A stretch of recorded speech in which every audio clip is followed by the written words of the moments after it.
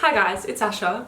I hope you're all going okay at the moment. I know it's literally crazy. Things right now in the world are just nuts, but because of everything, I figured that a lot of people would be wanting to start a YouTube channel right now because they have more spare time on their hands, because you're stuck in your house.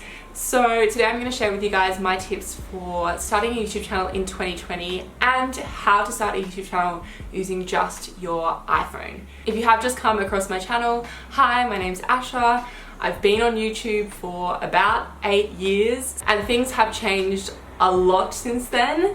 I did start my channel back that very long time ago on my iPhone. I think I had an iPhone 4 and I used that for about a year on my channel before I invested in a DSLR camera. So I've been on social media, on YouTube for a long time, and for about the past year I've actually also been working in influence marketing for Nasty Gal. So my day-to-day at work is working with different YouTubers and Instagrammers, and let me tell you, you definitely don't need fancy equipment to gain a successful following. If anything, it is the opposite. This is how I feel the curve has kind of gone. 2012 when I started, I was using my iPhone, and YouTube back then wasn't really something people took seriously. It wasn't really a thing that you could have as a job. Sponsorships wasn't really a thing. Influencers wasn't even a word.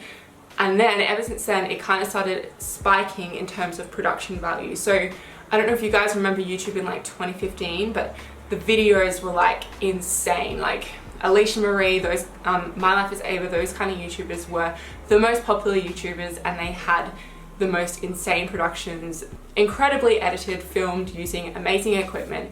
But what I think has happened is since then, it's kind of dropped back down again to people just wanting to see real, raw content online. You kind of have to think about it this way.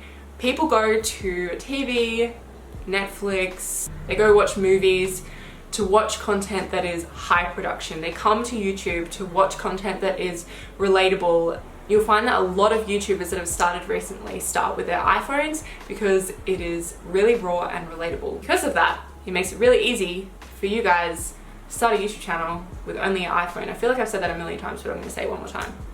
So I'm going to go through my 5 key tips in this video and go into detail with those.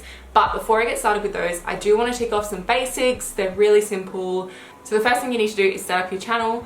All you need to do is download the YouTube app on your phone, and then you can just go through the steps of setting up your channel. It's really simple. You just need to follow the instructions. Don't feel like I really need to go into detail about that. Next, you want to pick a name for your channel.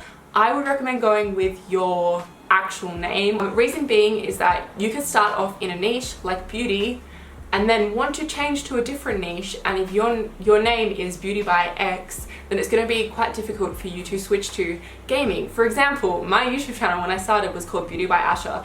I don't really make beauty specific videos anymore.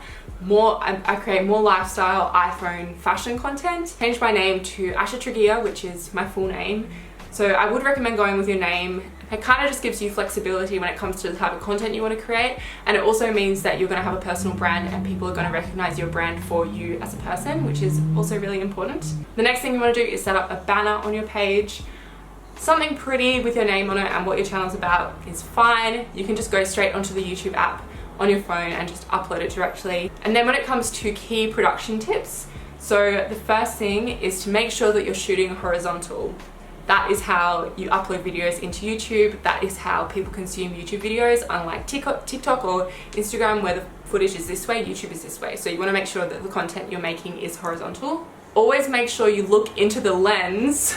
This is me looking into the lens instead of at your phone. Lens, not lens. Lens, not lens. Make sure your phone has enough storage to house the footage, and also make sure it has enough battery. If you're going to be out the whole day filming a vlog or something, make sure your phone has enough battery, or make sure that you have an external battery charger or something with you that you can charge your phone with.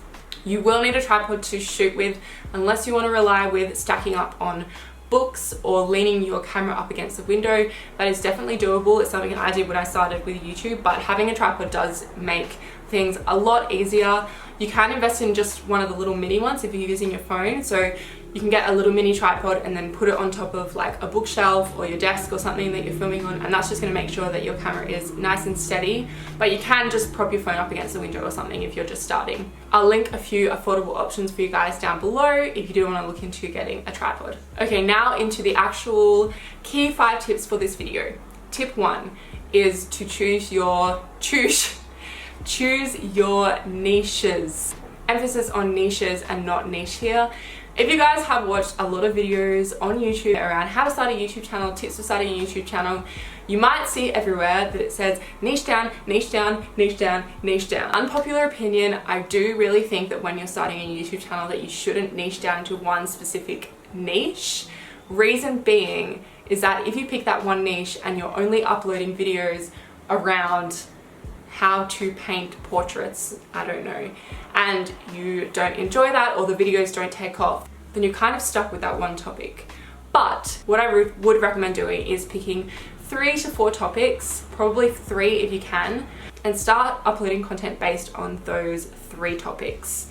This is going to give you some variety in your content, so you get to test out and trial different types of content, which is definitely a bonus of having a brand new YouTube channel. You can test and trial things.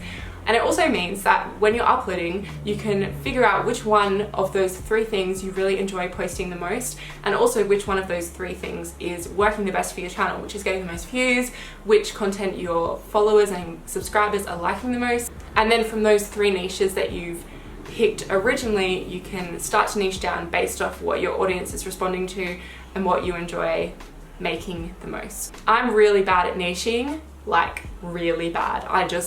I'm kind of all over the place with my channel, but at the moment I haven't shot videos in a while, so I'm kind of in the testing phase as well. So I'm going to be testing out a few different types of videos, seeing what you guys like the most, and then kind of figuring out from there where I want to go, because I'm not super interested in beauty anymore, and that is what my channel started out with, but it's not really the direction I want to take my channel in. So if you guys like this video, let me know in the comments and I can create more videos like this. Okay, so the second tip is focus on lighting. You definitely do not need an expensive camera, but one of the most important things is to have nice lighting, because if people can't see your video and what's going on, then they're probably just going to click out of it.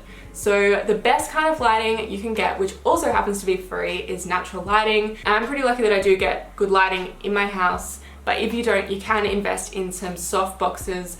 I am using a softbox at the moment that I got off Amazon literally like 6 years ago, and it's amazing. And it only cost me like $70. I think it came with a pack of 2, and I'll try and find the original one if they still sell it down below. If not, I'll try and find something similar. But yeah, 6 years, lighting that cost me like 70 bucks. It's pretty good. The reason I'd recommend using a softbox over a ring light is that, again, it just mimics natural light the best. A softbox is exactly what it says. It's really soft lighting, so it's not going to be super harsh on your face and look really unnatural. Tip number 2 is to focus on your audio. You guys might not notice, but have you ever listened to like a podcast or watched a YouTube channel and you tend to just zone out? I mean, it could be that the content's just really bad, but one of the main reasons that you could be zoning out is because the audio is really bad. Definitely think this is one of the main things that a lot of people just look over and brush over, is having good audio in their YouTube videos. So I would definitely recommend, if you're going to invest in one thing, I would definitely recommend investing in a microphone. You can get ones for really cheap. I'm using a point and shoot Rode microphone at the moment. Again, I've had this for like 5 years and it was really affordable. I think like $70 or $80, and it's kept me going. It keeps the sound in my videos nice, and it's really easy. I just attach it at the top of my camera, or I can also attach it to my phone using my little like phone adapter. And you don't have to do anything in post-production or anything. You just put your footage into whatever editing software you're using and it'll have much nicer audio. The thing with a phone is it doesn't come with the best audio, so I really do feel like you need some kind of microphone. Another option is to get a portable microphone that you can connect to your iPhone that clips onto your shirt. So you might have seen the mics before that is like a cord and then you connect it up here. And these are one of the best kind of microphones for if you're shooting outdoors, shooting vlog. It's just going to make sure that the microphone isn't picking up all of the sound around you and that it's focusing on your voice and what you are saying. The great thing about these for your iPhone is that you can get ones that are really, really cheap. I think you can get some for like $25, $35. I don't know if anyone else gets as excited about microphones as me, but I just got really passionate about mobile microphones just then. The next tip, don't know why this is a thing. The next tip is to focus on the quality of your actual videos, so the content within your videos. And this might seem obvious, but it is something that a lot of people overlook, and if I'm being completely honest, it's something that I've overlooked in my videos in the past.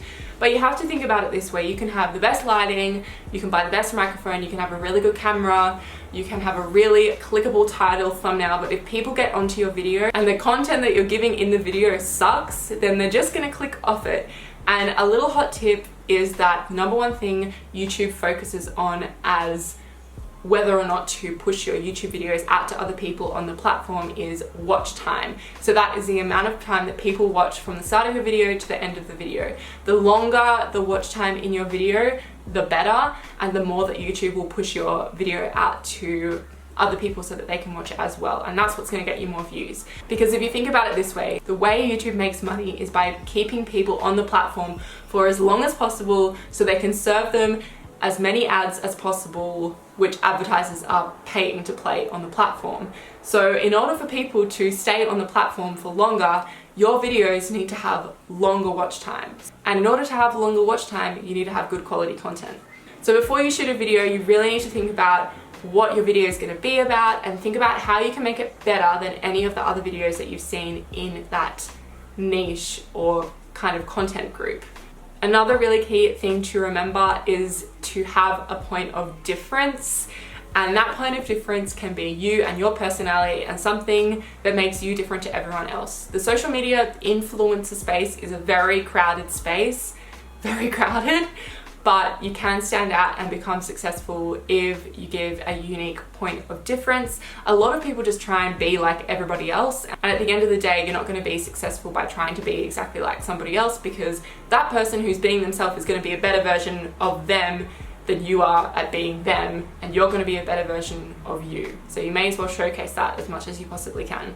It's fine to take inspiration from what other people are doing, but make sure that you're not copying what other people are doing. For example, one video that I made, I think it's called like iPhone hacks and tips for shooting photography on your iPhone. Before shooting this video, I didn't go online anywhere and research like different hacks and tips. I literally just sat down with my mom, she's a photographer, and we chatted out and brainstormed around what we thought our personal favorite tips were for shooting photography on your iPhone. And people seem to really like it. The video is now one of my most popular videos. It's got over 1 million views, and a lot of people said in the comments that the tips were different to other stuff they'd seen before, so that is what helped that video to succeed.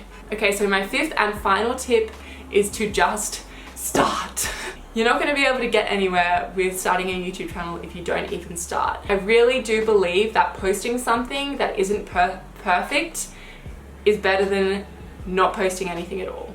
Like anything in life, shooting YouTube videos and posting YouTube videos is going to take you time to perfect. But in order to perfect that, you need to try and you need to start doing it. It's going to take you a while to get comfortable in front of the camera, or to learn the best lighting, or how to not mumble when you're talking, which I still struggle with.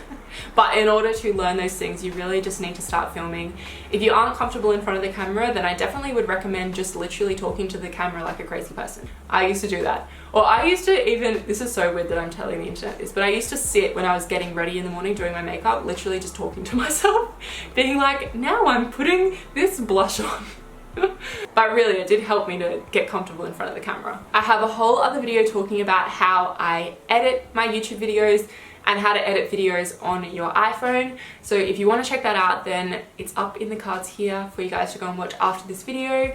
I really hope that you guys enjoyed this. If you have any other tips for anyone else who's trying to start a YouTube channel in 2020, or how to shoot amazing video on your iPhone, then definitely let me know in the comments down below. We can share our ideas with each other. It would be really nice, I think, for everyone. Thank you guys so much for watching. Make sure you like this video if you found it helpful, and subscribe to my channel for more YouTube iPhone photography content, and I will see you guys in my next video. Bye! Mwah.